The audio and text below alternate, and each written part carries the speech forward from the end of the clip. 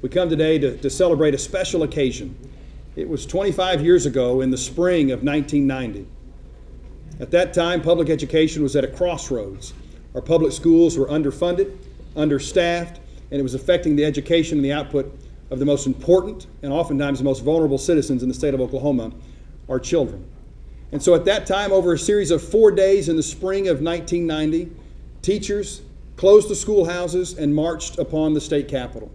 At the time, Governor Bellman was then the Republican governor of the state of Oklahoma, and the Democratic Speaker of the House, Steve Lewis, were in charge of operating the legislative process.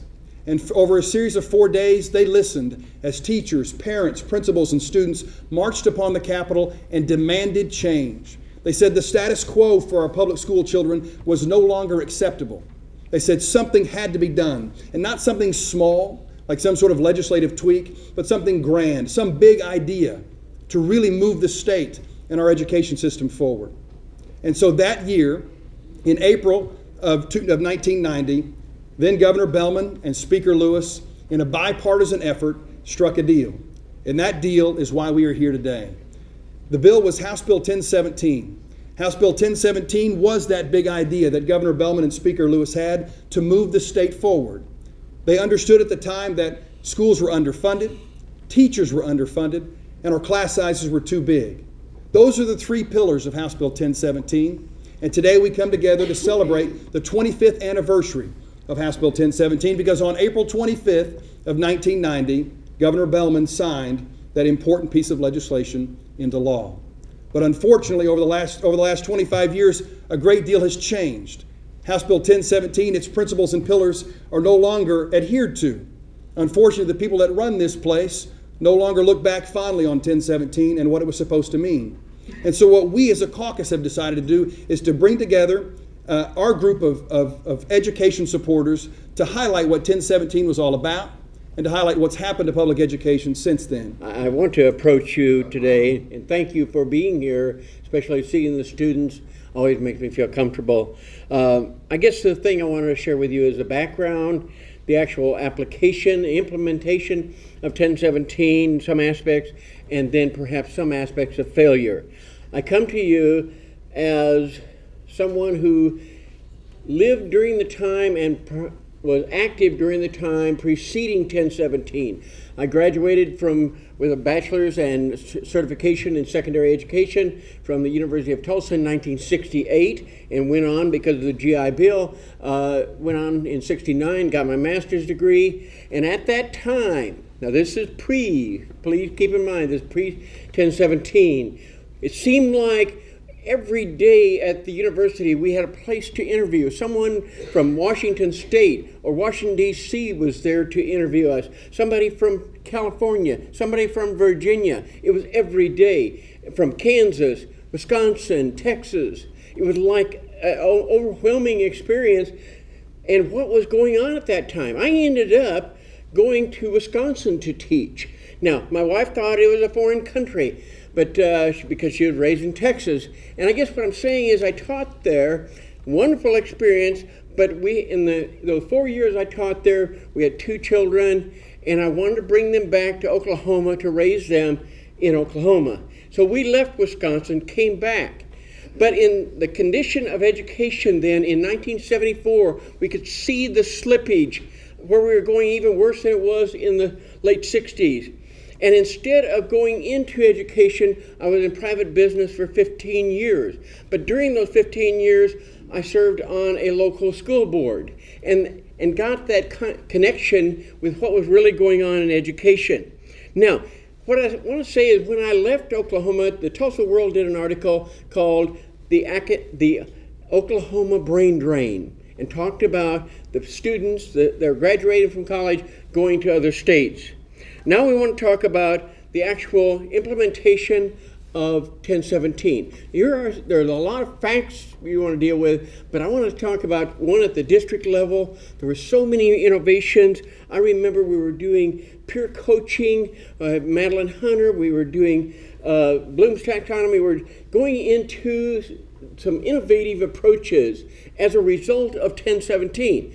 Now, there were specific things in 1017. They didn't call for any of these things, but it was a spin-off, because anytime you develop that enthusiasm for education, there's going to be some side effects, and that was those different kinds of programs in the school districts where you would have new and innovative ideas. As a classroom teacher, it was at a time where we were encouraged to do things like Model Congress, bringing students up here to the Capitol, Model United Nations, and go through the long mock trials. We would go time after time, bringing students, getting them truly engaged in education. And that was a spin-off of 1017. Why? Because 1017 said education in the state of Oklahoma is critical, it's important, we need to fund it, we need to create the environment where teachers can get fired up and get excited and get their students excited, because they will in turn go out and spread that enthusiasm. Unfortunately, over the years, we have seen the demise in that enthusiasm. We have seen the change from the 1017 excitement to a sense of assessment to see whether or not our teachers are truly doing what they're supposed to be doing, when we know over time they have been, because the product are taking of their work is taking ACTs, going out on employment, etc. But we're seeing this image that schools are not performing as they should. And that's what we're facing today. And you can go through a laundry list of issues. And the way we've dealt with it here in the legislature is almost embarrassing, but it's called deregulation. You would have certain conditions that were set in 1017 that had to be maintained, but then this legislature would vote to say, well, we'll allow you to deregulate that because of the lack of funding. So a school that has a librarian or has class size may, because of the loss of funds, decide to deregulate that and minimize that. As an administrator in the late 90s, early 2000s, I was a building principal for 6 years. I saw a couple of things, 2 or 3 things that really kind of, at the time I thought, man, I'd look at Dr. Lucy Smith and I'd say, this is a lot of work, trying to get the class size down, because I was in an elementary that usually only had 1 class per grade, and it was a pretty popular elementary, so I was having to send students out to get underneath the class size.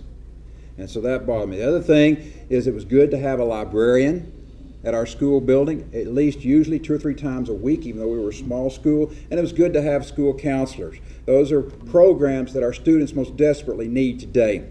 Well, from a building administrator's perspective, I can tell you that 1017 was desperately needed and is needed today. We need to get back to what was in 1017. This morning I happened to text my wife, and I said in a brief sentence, how many of you ever asked your wife to say that? But anyway, in a brief sentence, tell me what class size meant to you as a kindergarten teacher for 31 years and a 4th grade teacher for a year. And she basically said a couple of things. She said, first of all, with this class size of 18 to 20, you can accomplish so much more than if you just add 5 more students to it, of 23 to 25. You can accomplish so much more. And so I went back and I asked her, well, tell me why. I knew why. I knew what she was going to say, but I wanted her to say it. First of all, she said the personal one-to-one contact. It's amazing what 5 students in a classroom can make when you're talking about one-to-one contact, and how far you can bring, when you think of kindergartners, how far you can bring those kindergartners from the beginning of the year to this time of the year with that one-to-one contact, where you don't have that as much when you have 5 more students, 23 to 25 students. And then she said one of the reasons you don't have that is because of discipline. For those of you that have been in the school setting, discipline's a big issue. So when you increase 5 students, you have more discipline issues. You end up spending more of your instruction time on discipline. And so that's the perspective from a classroom teacher. I get the privilege of introducing a teacher that both of my boys had when they were in high school. And as a parent, it's always very, very exciting when your kids come home and they're very excited about their teacher and their class. And it's wonderful to introduce him. His name is John Dan Nolan, but we call him Dan Nolan, Mr. Nolan, at the high school. His bio, basically, he was a captain in the U.S. Air Force. an intelligence officer, and received the Meritorious Service Medal. And after his service in the military, he decided to become a teacher. And I think that's what's so unique about him, is that with his service in the military, he brought so much to the classes that he taught. He taught AP, he is currently teaching AP European History, International Problems, Current Events, Geography, World History, Economics, AP US History, AP US, and Comparative Government. And the thing that I love about him the most, and which my students love the most, is he does the best Model UN that we have, not only in the state, and it's recognized all over in the southwest part of the United States. He does a lot of extra things. He's an adult teacher for the GED program. He's also on the National Board of Certification and Recertification, and anyway, I just love him to death. He's been so wonderful, and my boys still remember him, Mr. Dan Nolan. I guess the first thing we got to talk about is excessive testing. EOIs in particular. Let me tell you what EOIs do to our school. They shut it down. We can't get into computer labs. We're pulled out of classes to monitor tests. And the whole idea, as I understand it, was accountability. Are you aware that you can get online in Norman and many other districts and take a look at exactly what your kids' grades are, what their future assignments are? You can talk to the teacher. We're spending millions of dollars for accountability that already exists. Growing classes. I asked my kids about this specifically, and I said, what's your number one concern? And one of them said, big classes. I said, why? The teachers get mean. and they're right, it's crowd control. When I had 36 kids in my international problems class last semester, and I thought, what do they want me to do? Turn the stools upside down so they can sit somewhere? I mean, come on. It's extraordinary. Then if you're talking about, say, an English teacher, you've got 28 to 30 kids, 5 classes, you grade essays, you provide personal feedback. This isn't a drive-by from a testing company from overseas. This is one-on-one personal feedback. Do you know how many hours it takes to grade 5 times 30 times 5 minutes apiece? I mean, do the math. It's incredibly long hours. Larger classes do that to us. Underfunding. We're down, 1,000? They're bringing in people without certification. I work personally, last year, 4 part-time jobs so that I can afford my teaching habit. That's the reality. That's what we're faced with. Teachers are falling out of the middle class. How am I supposed to teach the middle class, the American dream, when I'm falling out of it? Vilification of teachers. Okay, this one's personal. I teach AP history, and the next thing I know, apparently it's being inferred we're not patriotic enough. On the back of my wall, there's a picture of my father with his crew chief before he flew a mission over D-Day. There's my papers as an intelligence officer to cross communist East Germany to go to the island of democracy. There are 45 years of uniform time in there, and it's inferred that I'm not patriotic enough, that my class isn't. Excuse me. I'm also a national certified teacher.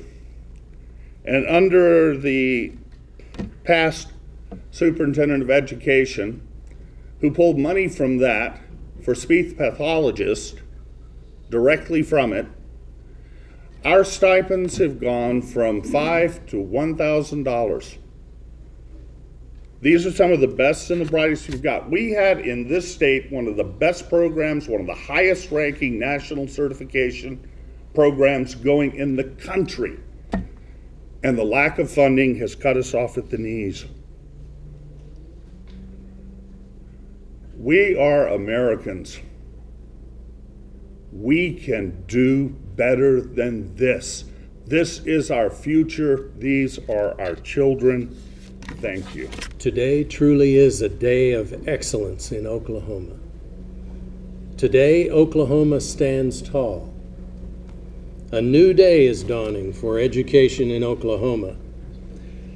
Our state will never again take a back seat in education. Those words were spoken by then Governor Henry Bellman on April 19, 1990, immediately upon the passage of House Bill 1017. There were many reforms associated with House Bill 1017, increased funding for schools, of course, setting class size limits, of course, consolidating school districts, providing for statewide preschool, and of course, it boosted teacher pay from an annual average of $15,000 in 1989 to $24,000 in 1994. A rather modest improvement, but definitely heading teacher salaries at that time in the right direction. It was a bipartisan effort. The House Bill 1017 passage was exhilarating for those of us in education. It provided us with focus, and it provided us with hope. I was an Oklahoma school superintendent in 1990 and remained here as a superintendent for more than 23 years, 23 and a half years. And all of us associated with Oklahoma public education in the 1990s saw the potential of an upward spiral, particularly in student achievement. During the past few years, however, many of the tangible and intangible gains associated with House Bill 1017 have been slowed or gutted or even reversed.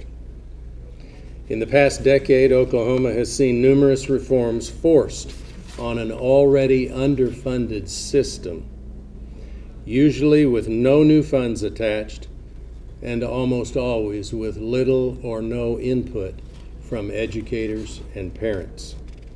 In the past 6 years, Oklahoma has seen, I should say, the number one steepest decline in funding for public education across the nation. Well, I guess we do have one number one to brag about. During the steep decline in funding, simultaneous with that steep decline, we are now educating 40,000 more students than we were in 2008. In fact, more than 40,000. And we've heard the class sizes alluded to previously, but we are seeing class sizes in excess of 30 across the state. Once again, fewer teachers, fewer courses. Many classes across the state, as I said, have more than 30 students per class. Fruitless, high-stakes tests being perpetrated on our students. Average teacher salaries among the lowest in the nation. And the reforms to public education continue without appropriate funding. But it is a birthday party, so we ought to kind of celebrate something. And I think more than anything else, what we are celebrating today is the thought processes included in the minds of all the people in this room. If we are thinking people, we can say to ourselves, okay, 1017 was passed once upon a time. A 1017-like bill can be passed again. And maybe some of our gains will be modest, maybe some will be enormous.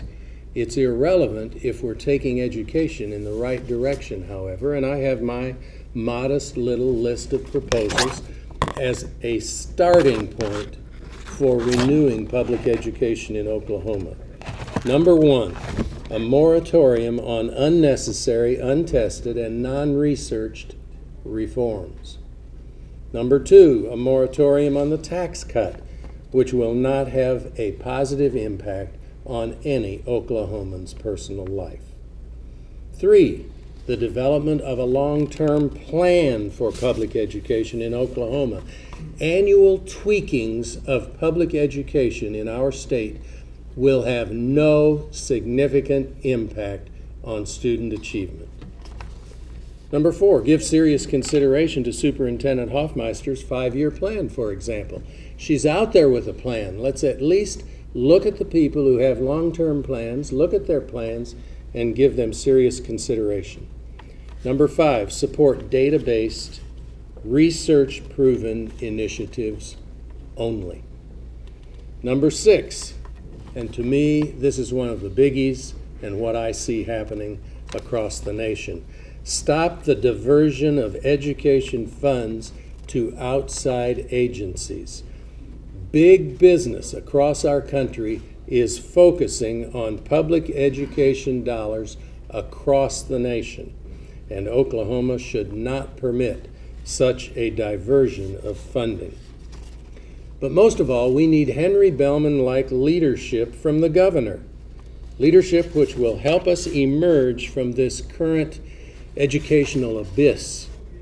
Governor Fallin can be a hero to all of Oklahoma, and I sincerely hope such heroic and essential leadership is exactly what occurs during the upcoming months and years.